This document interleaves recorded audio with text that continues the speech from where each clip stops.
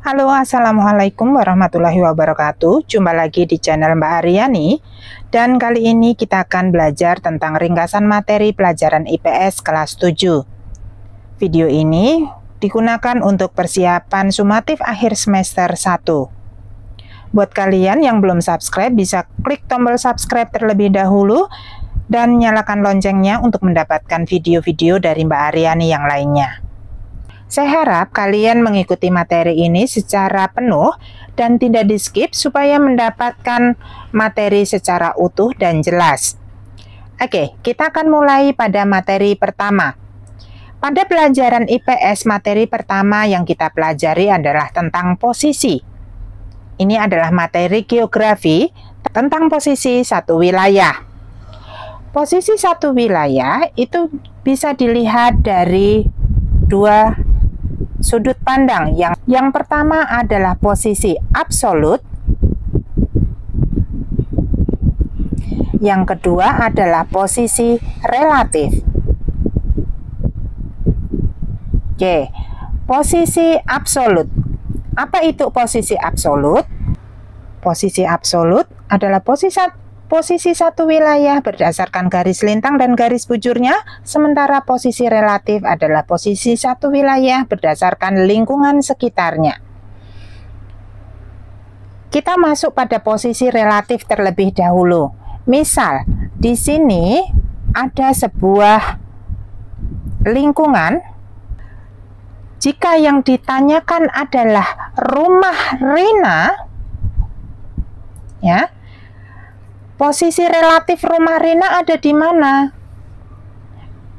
Oke, posisi relatif rumah Rina sebelah kanannya rumah. Ini kan rumah Rina, sebelah kanannya rumah Rudi. Kanan rumah Rudi, kiri jalan keluarga,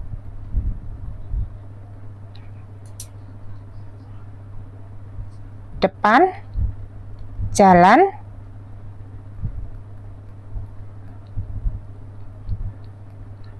santai, belakang kosong, gitu. Oke, ini adalah posisi relatif rumah Rina. Kanannya rumah Rudi, kirinya jalan keluarga, depannya jalan santai, belakangnya kosong. Oke. Terus, untuk posisi absolut kita lanjut di sini. Posisi absolut itu terletak pada garis bujur dan garis lintangnya. Anggap ini adalah bola bumi. Ya. Ini adalah garis yang tegak berdiri, ini adalah garis bujur. Sementara yang tidur garis lintang. Ya. Garis bujur dan garis lintang. Terus bagaimana membacanya kalau ada angka seperti ini? Bagaimana cara membacanya? Oke, perhatikan. Yang depan ini lintang, yang belakang bujur. Ya, depan lintang, belakang bujur. Kemudian yang ini adalah positif, sementara di belakang negatif. Ya kan? Kelihatan nggak? Yang depan positif, belakang negatif. Kalau positif, maka lintangnya positif itu utara, negatif selatan. Kalau bujur, positif itu timur, negatif, barat. Maka membacanya bagaimana? Dia ada di lintang utara, bujur karena dia negatif maka bujur barat. Oke, sekarang kita masuk pada posisi relatif. Tadi sudah ya, posisi relatif adalah posisi satu wilayah berdasarkan lingkungan sekitarnya. Ketika ada gambar peta seperti ini, kalau yang ditanyakan adalah Kabupaten Kutai Timur ada di mana posisi relatifnya? Posisi relatif kalau di peta itu utara selalu di atas ya. Posisi relatif di peta utara itu selalu di atas. Oke, kemudian batas, karena sudah tahu utaranya selalu di atas, maka batas utara, selatan, barat, dan timur.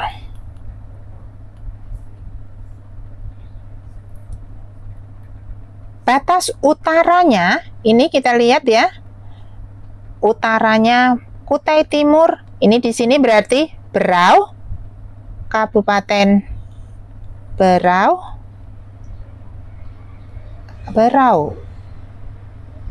Kemudian selatannya Kabupaten, kok kabupaten bukan kabupaten ya, Kabupaten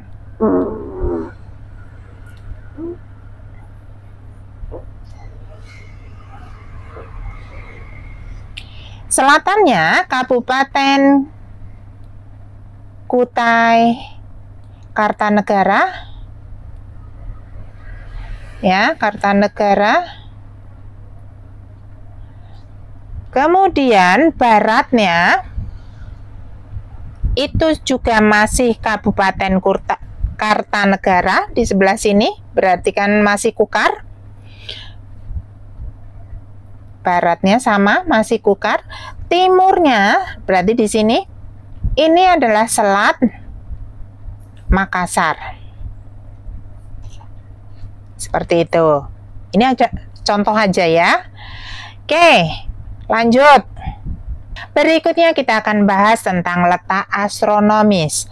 Letak astronomis satu wilayah itu pengertiannya sama dengan posisi absolut tadi. Apa tadi? Posisi absolut?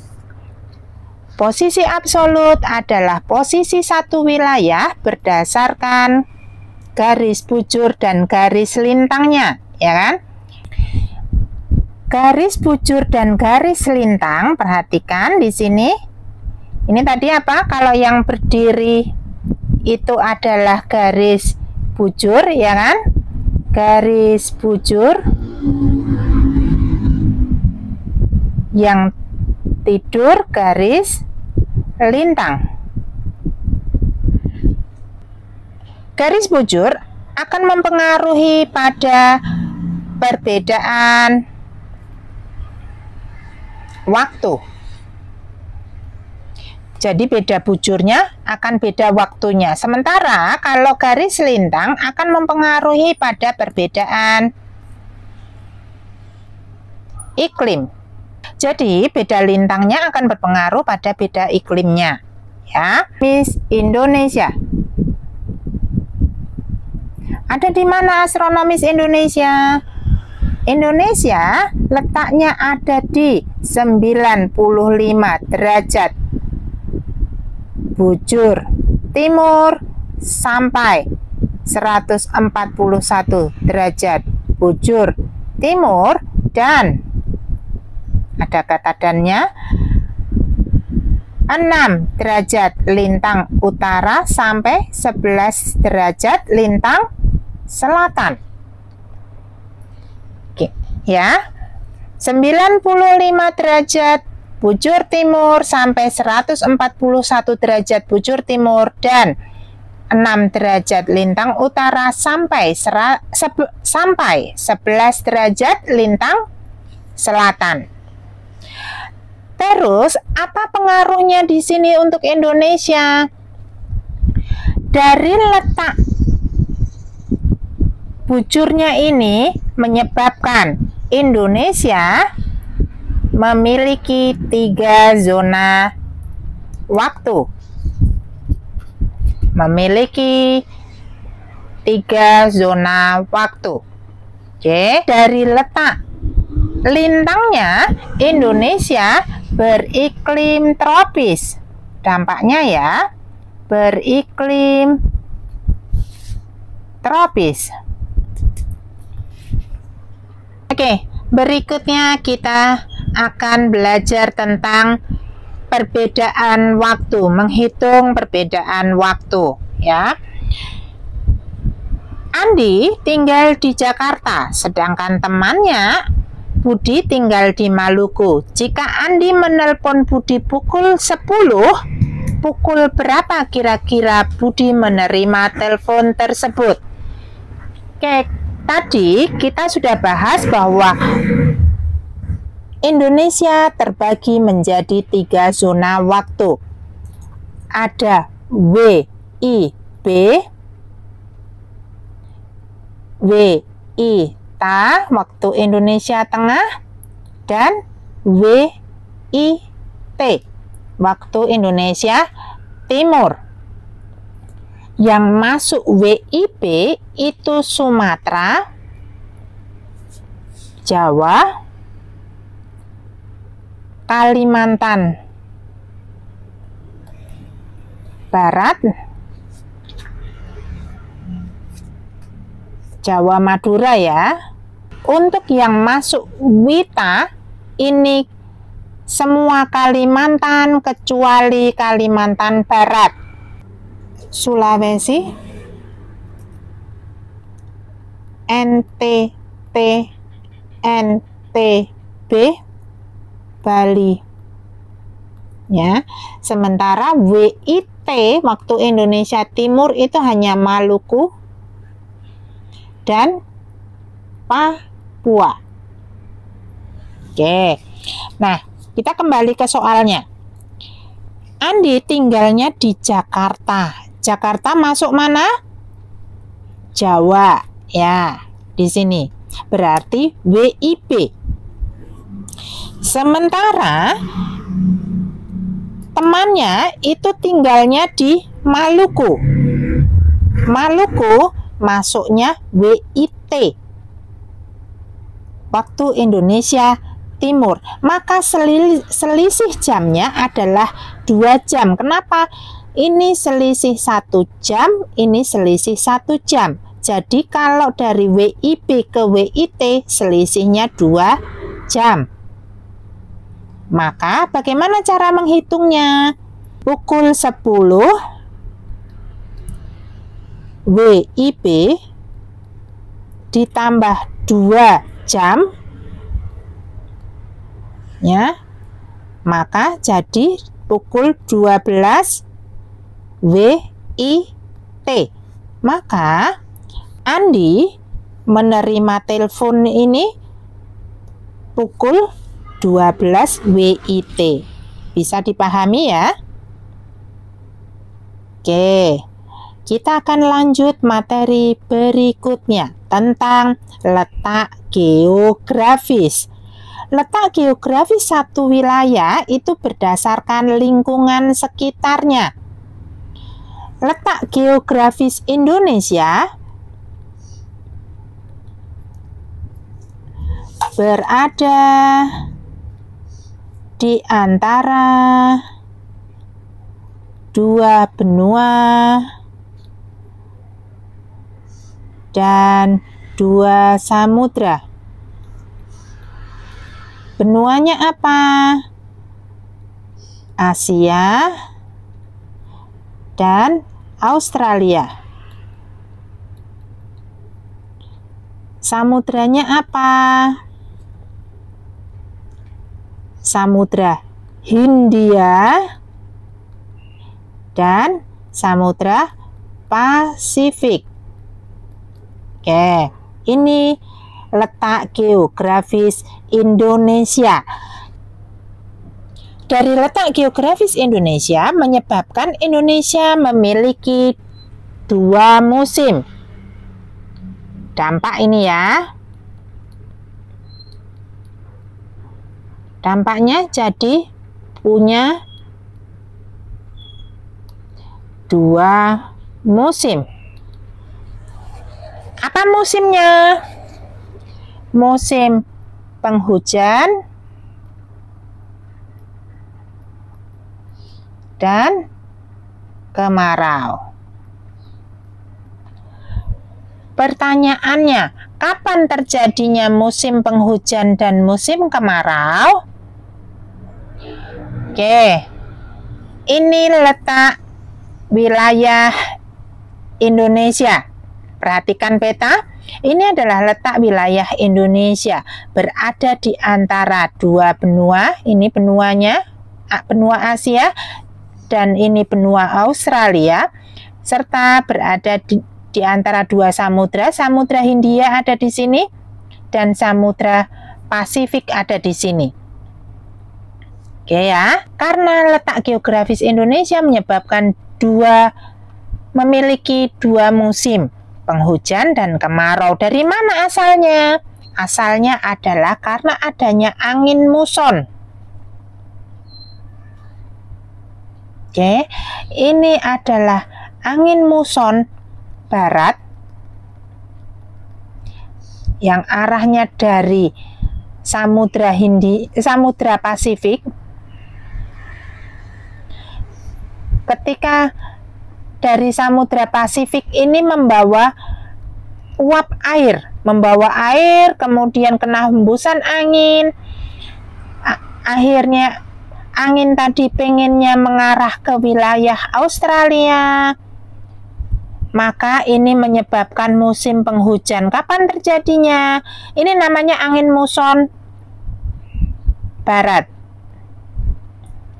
Muson barat ini terjadi bulan Oktober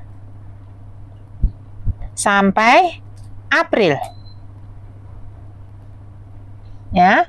Sementara muson timur ini arahnya dari wilayah Australia menuju ke Samudra Pasifik. Arahnya muter sama. Dari sini, ini yang karena wilayah Australia itu kering, ya, menyebabkan tidak ada uap air, sehingga Indonesia terjadilah musim kemarau. Musim kemarau dibawa oleh angin apa? Muson timur. Kapan terjadinya? April sampai Oktober. Bergantian saja. Oke, sampai sini bisa dipahami ya. Muson barat membawa hujan pada bulan Oktober sampai bulan April. Sementara muson timur membawa musim kemarau pada bulan April sampai Oktober. Cara ngafal kene gampang. Cara menghafalnya gampang. Kalau muson barat ini buah. Muson barat bulan Oktober sampai April. Kalau muson timur ini tahu. Muson timur bulan April sampai Oktober. Gitu? Bisa ya? Wes, kita lanjut pada letak geologis. Nah, letak geologis pengertiannya adalah letak satu wilayah berdasarkan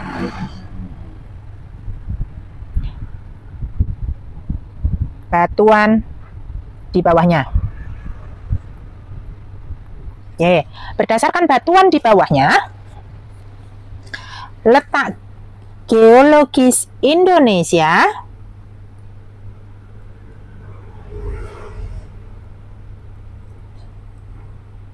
terdiri dari 3. Yang pertama, dilalui 2 jalur pegunungan muda, Sirkum Pasifik dan Sirkum Mediterania. Sirkum Pasifik ini pertama kali lewat Sulawesi. Sirkum Mediterania pertama kali masuk Indonesia lewat Sumatera.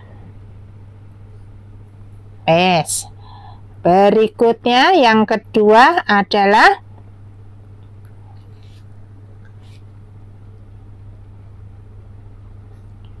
di antara 3 lempeng,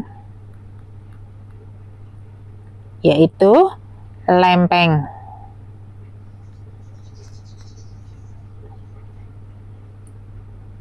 Eurasia, Indo-Australia, dan Pasifik.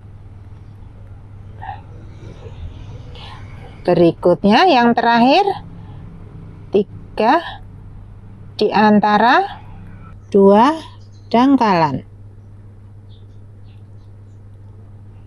Ada dangkalan Sunda dan dangkalan Sahul. Akibat dilalui jalur pegunungan 2 jalur pegunungan muda, Sirkum Pasifik dan Mediterania, Indonesia rawan bencana karena banyak gunung berapi, tetapi juga tanahnya subur.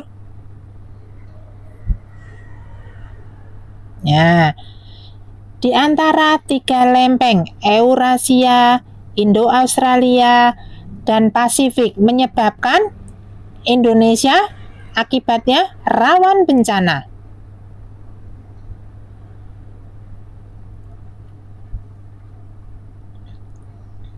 Kalau ini rawan bencananya gempa ya. Kalau yang dilalui jalur pegunungan ini gunung meletus. Oke, wes. Kalau yang di antara 2 dangkalan Sunda dan Sahul ini menyebabkan flora faunanya beraneka macam. Macam flora fauna. Karena terbagi menjadi 3. Ada asiatis, tipe asiatis, peralihan, dan australis.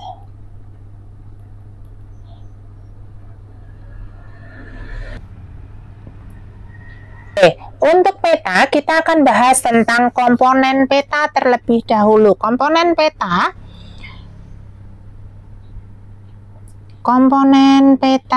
ada, yang pertama ada judul dulu kan?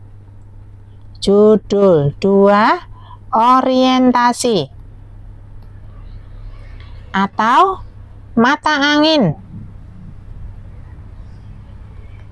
Tadi sudah ya, mata angin dalam peta selalu bagian utara ada di atas, ya kan? Terus skala. Untuk skala ini ada macam-macam. Ada skala garis, ada skala angka. Oke. Terus yang keempat ada garis tepi. Ada berikutnya nomor 5 ada legenda. Ada simbol. Nah, simbol ini juga macam-macam. Ada simbol titik, simbol garis, gambar. Oke. Terus warna peta.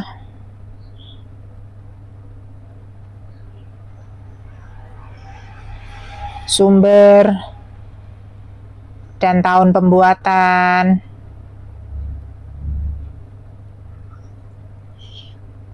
Serta insert. Tadi sepertinya ada gambar yang ada insertnya. Sebentar, dicari ya. Nah, ini adalah insert. Gambar kecil di bawah menunjukkan posisi letaknya gambar peta tersebut. Itu adalah insert. Oke, kembali lagi.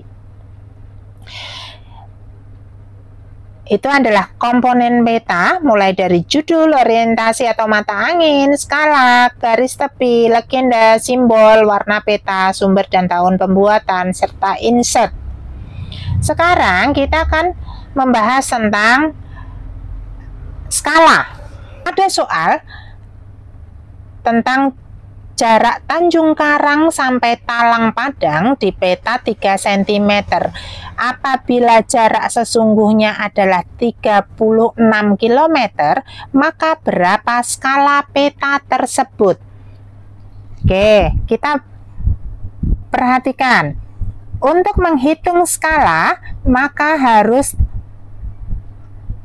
tahu rumusnya terlebih dahulu. Skala rumusnya CP S, ini JS ya.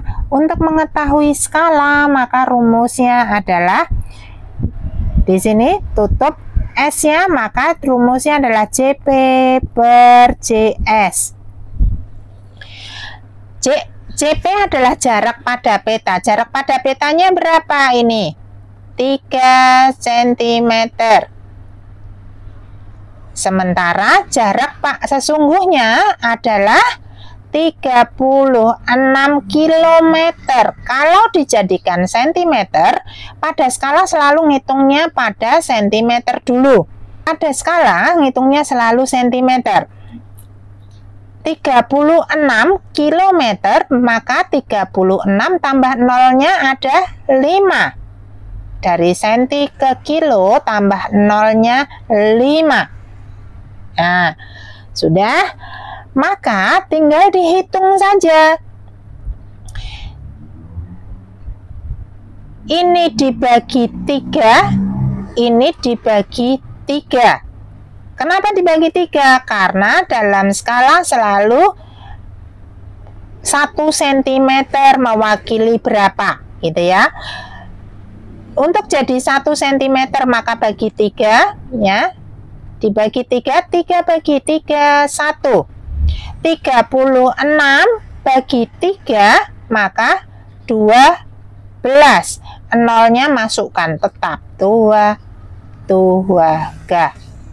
maka skalanya petanya adalah 1 banding kebalik 1 banding 1.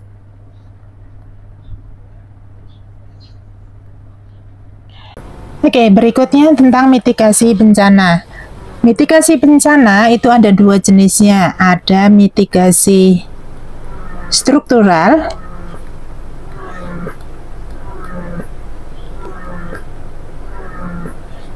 dan non-struktural. Kalau struktural itu semua yang membangun jembatan, membangun bendungan, membangun rumah tahan bencana, seperti itu, maka itu adalah mitigasi struktural. Yang non struktural itu adalah mitigasi dengan cara membuat peraturan seperti undang-undang. Kemudian untuk mitigasinya sendiri itu ada bencana gempa, bagaimana untuk mengatasi gempa, kemudian mitigasi tsunami, ke sumber daya alam Indonesia. Potensi sumber daya alam Indonesia itu terdiri dari hutan, kemudian tambang, serta kemaritiman. Ya, sumber daya alam hutan lindung itu digunakan untuk melindungi segala jenis flora dan fauna serta menjaga kelestarian alam. Sementara hutan produksi digunakan untuk diambil hasil hutannya untuk dibuat berbagai macam produk produksi. Contoh, ada hutan jati, kemudian hutan cendana, segala jenis hutan yang tanamannya sejenis itu biasanya adalah hutan produksi. Oke, kita akan masuk pada tambang. Untuk tambang, ini yang akan menjadi titik perhatiannya itu adalah pada barang galian, ya. Ada barang galian tipe A, tipe B, dan tipe C. Untuk barang galian tipe A itu minyak bumi, kemudian gas alam dan batu bara. Yang tipe B ini ada emas, perak, tembaga, itu adalah tipe B. Untuk tipe C ini yang untuk industri, ada pasir kuarsa, batu kapur, seperti itu, ya. Kemudian untuk kemaritiman. Untuk kemaritiman, ini titik beratnya ada di energi kelautan.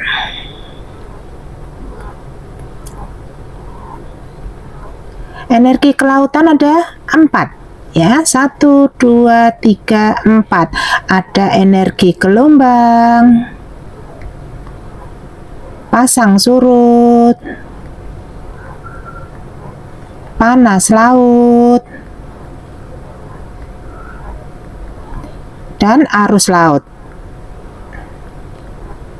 Oke, berikutnya kita masuk pada materi tentang warisan budaya. Untuk materi warisan budaya yang menjadi pokoknya adalah bagaimana untuk melestarikan warisan budaya, mempelajarinya, mencari tahu bagaimana sih untuk melestarikan warisan budaya itu. Oke, sekian dulu video pembelajaran tentang pembahasan materi persiapan sumatif akhir semester, dan semoga kalian bisa mempelajarinya dengan lebih baik lagi. Diulang-ulang videonya jika belum jelas, serta untuk soal yang esai itu silakan dikerjakan secara penuh. Jadi wajib untuk dikerjakan, karena walaupun jawabanmu salah itu tetap ada nilainya kalau kamu mengerjakannya. Terima kasih untuk kalian yang sudah mau nonton sampai akhir dan membuat catatan serta mempelajarinya secara berulang-ulang. Semoga sukses dalam ujian. dan selamat belajar. Wassalamualaikum warahmatullahi wabarakatuh.